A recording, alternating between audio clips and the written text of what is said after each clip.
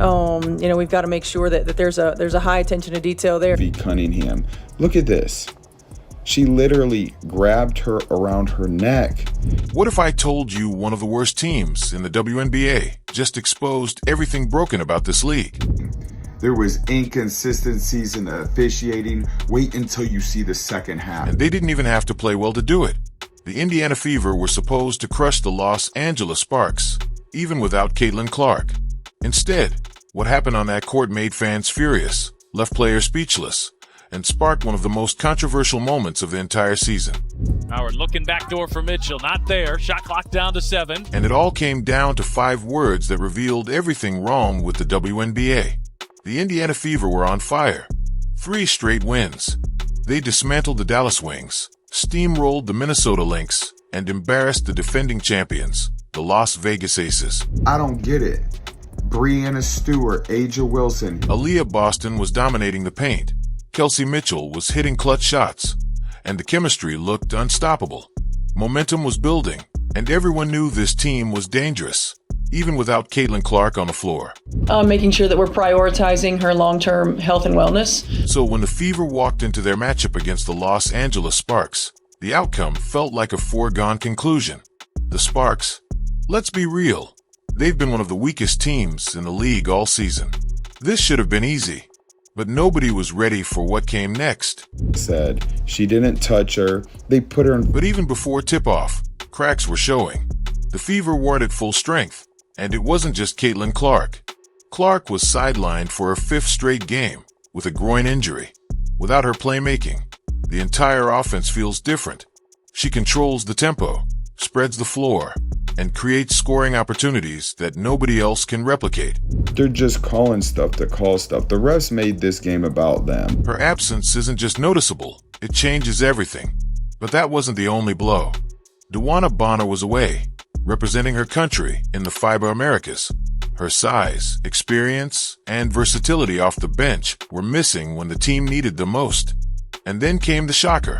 The news broke that Bonner had quit the team entirely. 3 major pieces gone. Most teams would have folded. But here's the crazy part. The Fever were still heavy favorites. ESPN's matchup predictor? A whopping 72.9% chance of victory. The odds makers? Indiana favored by 6.5 points. The logic was simple. Even missing stars, the Fever's raw talent should have overwhelmed the struggling Sparks. But talent doesn't always tell the whole story. On paper, this matchup looked like a mismatch. The Los Angeles Sparks? They've been fighting just to stay afloat all season long. One of the worst records in the WNBA. Inconsistent offense, struggling defense, the kind of team elite squads handle without breaking a sweat. Meanwhile, the Fever still had their core. Aaliyah Boston, the best center in the league right now, was dominating both ends of the floor. Kelsey Mitchell, a seasoned scorer with over 250 games under her belt, was stepping up as a leader. Natasha Howard, a veteran with championship experience, added size and scoring inside. Everything pointed to an easy win. The betting lines, the predictions, the expectations, it all said the Fever would cruise past LA, even with their missing stars. The Sparks, they weren't supposed to be a threat. But that's the thing about sports. The moment you think you've got it figured out, reality smacks you in the face. From the opening tip, something just felt off. The Fever's usual rhythm? Gone. Without Caitlin Clark steering the offense, the ball movement slowed to a crawl. The energy that fueled their 3-game winning streak vanished. Aaliyah Boston, who's nearly unstoppable when she gets touches in the paint, wasn't getting the ball enough early on. The system that looked so smooth with Clark running the show, it was breaking down right in front of everyone. Role players, who thrived in their specific spots, suddenly had to do more. The offense became stagnant. The defense looked vulnerable. And the Sparks, desperate for any kind of momentum, smelled opportunity. Despite the glaring issues, the Fever kept hanging around, but you could see it unraveling. Possession after possession, the frustration built. Missed shots, sloppy execution, and cracks in the game plan that nobody expected to see. But the Fever still had their stars. And when it mattered most, they stepped up. Just when it looked like the Fever might fall apart, their stars reminded everyone why this team still belongs in the playoff conversation. Aaliyah Boston took over the paint. She finished with 23 points and 12 rebounds, bullying defenders, grabbing boards, and showing exactly why she's considered one of the best centers in the game. 9 of 17 from the field, 5 of 7 at the line. Pure dominance. Kelsey Mitchell? She stepped into that leadership role with confidence. 19 points, 3 huge three-pointers, and her 251st game for the franchise, second only to legend Tamika Catchings. When the Fever needed scoring, Mitchell delivered. And then Natasha Howard brought that veteran firepower. 21 points, 9 rebounds, 8 for 11 shooting from the field. She did it all, stepping up when the younger players faltered, keeping the Fever within striking distance. These three put the entire team on their backs. The game should have been theirs. But the Fever weren't just battling the Sparks, they were fighting something much bigger. This wasn't just a basketball game anymore. It turned into a masterclass in how bad officiating can ruin everything. It started small. A missed call here, a questionable whistle there. But it snowballed fast.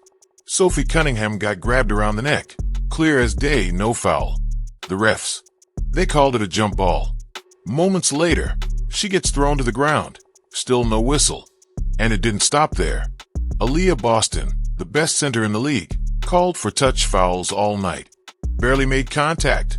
Foul. Hand straight up. Foul. It's been happening to her all season, and this game was no different. Meanwhile, the Sparks? They got away with everything. Physical plays, hard contact, elbows flying, and the ref stayed silent. The double standard was impossible to ignore. Fans were losing it. Social media lit up with outrage. You could feel the frustration boiling over on the court. The Fever stars were carrying this team, but every time they clawed back, the whistles shut them down. And just when you thought it couldn't get worse, it did. When the final buzzer sounded, the heartbreak was written all over the Fever's faces. Aaliyah Boston, fouled out of rhythm all game. Mitchell, clutch shots wasted. Howard, veteran plays overshadowed by chaos. And on the sidelines, head coach Stephanie White, known for staying composed no matter what. This time, she couldn't hide the frustration. Reporters leaned in, waiting for the usual coach speak. We'll watch the film. Or, we have to execute better. But not tonight. Instead, White summed up the entire disaster with just 5 words that echoed through the league. We didn't get the calls. That was it. 5 words. No rant, no excuses. Just raw honesty that said everything the fans were screaming at their TVs. White's frustration wasn't just about one game. It was about the double standards, the inconsistency, the way star players like Boston get penalized for playing physical, while others get away with everything. Those 5 words, they exposed the deeper problem. Here's the crazy part. For all the bad calls, for all the missing pieces, for everything working against them, the Fever still nearly won that game. Aaliyah Boston played like an MVP, even with the refs constantly putting her in foul trouble. Kelsey Mitchell showed why she's one of the most reliable scorers in the league. Natasha Howard, a walking mismatch with her veteran presence and versatility. The Fever were supposed to crumble. They were missing their superstar. Their rotations were scrambled. The chemistry, completely thrown off. And yet, they were right there, fighting to the final whistle. It wasn't pretty. It wasn't fair. But it revealed something undeniable. This team is built for more. They've got the pieces. They've got the grit. And after a loss like that, they've got a chip on their shoulder that could carry them deep into the playoffs. Because when they get back to full strength, watch out. The rest of the league, they should be nervous. Because the Indiana Fever aren't done, and their revenge tour is about to begin. Caitlin Clark is almost back. She's been on the bench, going through drills, healing fast. And when she returns, everything changes. Picture this. Clark running the offense with her court vision and deadly shooting. Aaliyah Boston dominating the paint without constantly worrying about foul trouble. Kelsey Mitchell spacing the floor, hitting clutch shots. Natasha Howard bullying defenders inside. Lexi Hull bringing the energy and defense. That's not just a playoff team. That's a championship threat. And don't forget, they remember every slight, every bad call, every team that kicked them when they were down. The Sparks beat them twice. Other teams took advantage of injuries, but that window's closing fast. The Fever are about to be healthy. They've been battle-tested, and they're coming back with something to prove. Caitlin Clark isn't just a player, she's a phenomenon. Ticket sales, TV ratings, merchandise, all skyrocketed when she entered the league. But her impact goes way beyond stats and highlights. When Clark is on the floor, defenses panic. They stretch the floor to guard her, opening up space for Boston inside, for Mitchell on the perimeter, for cutters to slash through the paint. Without her, the Fever's offense shrinks. The court feels tight. It's harder to create clean looks. But here's the part most people miss. Her presence changes the psychology of the game. Opponents play differently when Clark's in uniform. Officials, they call games differently too. Love her or hate her, Caitlin Clark shifts the entire atmosphere of every matchup. And when she returns, all that energy and controversy is coming right back. It's not just the fans who notice. Around the league, whispers keep growing. The officiating changes when Clark's on the floor. She gets hammered with contact. Play on. Someone grazes her jersey? No whistle. But flip the script, and other stars seem to get calls for much less. It sparked debates on sports shows, flooded comment sections, and divided the fan base. Is the league protecting its rising star or punishing her? One thing's clear. The refs treat Caitlin Clark differently, and it's starting to frustrate more than just Indiana fans. Opposing players, coaches, even legends of the game have spoken up. But the real question is, when Clark returns, will the officials finally call it fair? Or will this double standard keep fueling controversy all season long? DeWanna Bonner's sudden departure caught everyone off guard. 1 minute she's representing her country. The next, the news breaks she's quit the Fever entirely. The team called it personal reasons. Bonner kept quiet. But behind the scenes, rumors have been flying. Some say she was frustrated with her role.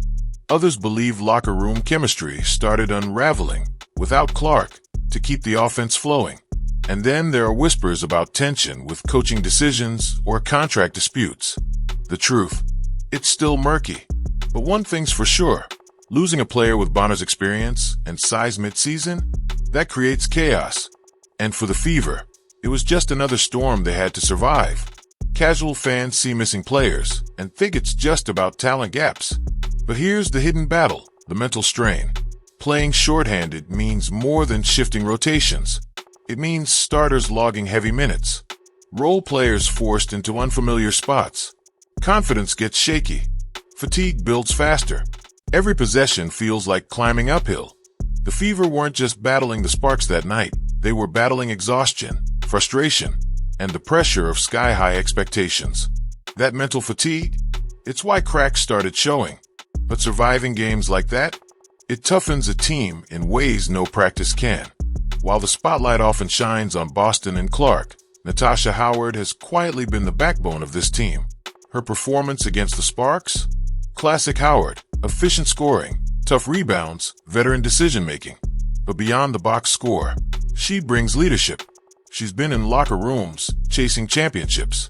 She's weathered losing streaks, battled through injuries, seen how fragile team chemistry can be. On a young, evolving Fever squad, that experience is priceless. And when Clark returns, Howard's presence will be the glue that holds it all together during the playoff push. Fans love to glance at records and assume the story is simple. But don't let the Sparks' standings fool you. Yes, they've struggled all season. Yes, they came in as underdogs. But desperation makes teams dangerous. LA was playing with nothing to lose, a dangerous mindset for any opponent. They played physical. They exploited every weak spot Indiana showed without Clark. And with the help of some brutal officiating, they pulled off the upset. But here's the reality. The Sparks exposed Indiana's flaws, and in doing so, might have woken up a sleeping giant. Make no mistake, the Fever took this loss personally. You could see it in Boston's frustration, in Mitchell's locked-in focus, in Stephanie White's post-game words. Losses like this, they don't just sting. They motivate. The Sparks may have walked away with the win, but they just gave Indiana the fuel it needs to regroup, refocus, and come back with a vengeance. The next time these two teams meet, expect fireworks. And the Fever? They'll be ready. The WNBA wants to grow its audience, showcase its stars, and bring more attention to the game. But there's a problem brewing that nobody at the top seems ready to address: the blatant double standard in officiating. We saw it on full display against the Sparks. Aaliyah Boston called for phantom fouls all night. Sophie Cunningham grabbed by the neck with zero whistle. Natasha Howard slashed across the face. Refs looked the other way. But when the Sparks drove to the basket, ticky-tack fouls. When their stars initiated contact, trips to the free throw line. It's not just this game. It's been building all season. Certain players, certain teams seem to get the benefit of the doubt, while others, like the Fever, have to fight for every single possession. And here's where it gets worse. The league can't grow if fans believe the games aren't being called fairly. Fans are frustrated. Players are speaking out. Coaches like Stephanie White are dropping subtle bombs in press conferences. The message is clear. This double standard is hurting the game. The WNBA has to decide. Will they fix the inconsistency or keep fueling the frustration? Everyone expected Caitlin Clark to carry the spotlight. But quietly, this Fever roster is developing a young, hungry core that's going to be a nightmare for the league for years to come. Aaliyah Boston, already dominating inside, playing like a seasoned all-star. Kelsey Mitchell, a veteran scorer stepping into her prime. Lexi Hull, bringing relentless energy and defensive grit every night. And with players like Nalissa Smith still growing and Natasha Howard anchoring the experience, this roster isn't just talented. It's evolving into a well-balanced, dangerous squad. The best part? They're learning the hard way. Adversity is shaping them. Tight losses, bad calls, playing shorthanded. It's all turning this group into battle-tested competitors. Once Clark returns, and once this young core gets healthy, other teams better be ready. The Fever aren't building for the future. They're building to win now. It sounds strange, but sometimes heartbreak builds champions. This controversial loss to the Sparks, it could be the turning point the Fever needed. They were riding high. 3-game winning streak, media hype, playoff buzz. But this defeat exposed flaws. The offense slowed without Clark. The chemistry broke under pressure. The frustration with officiating boiled over. But here's the silver lining. It forced a wake-up call. The Fever know they can't rely on talent alone. They need execution, toughness, and mental resilience. And now, they felt the sting of a game slipping away. Not because of ability, but because of complacency, foul trouble, and officiating chaos. Great teams learn from these moments. The Fever just got a harsh lesson, but with Clark's return looming, a healthy roster coming together, and players like Boston, Mitchell, and Howard stepping up, the timing might be perfect. This loss, it could be the fuel that lights their playoff run and changes everything. This loss, it's fuel. Every missed call, every unfair whistle, every frustrating moment, that's building something dangerous inside this team. The Fever were supposed to fold without Clark. They were supposed to collapse under pressure. Instead, they fought to the final seconds and nearly won with their backs against the wall. Now imagine what happens when this team is healthy. Clark's return? It's coming fast. The schedule ahead? Golden State, Atlanta, Dallas, Connecticut, New York.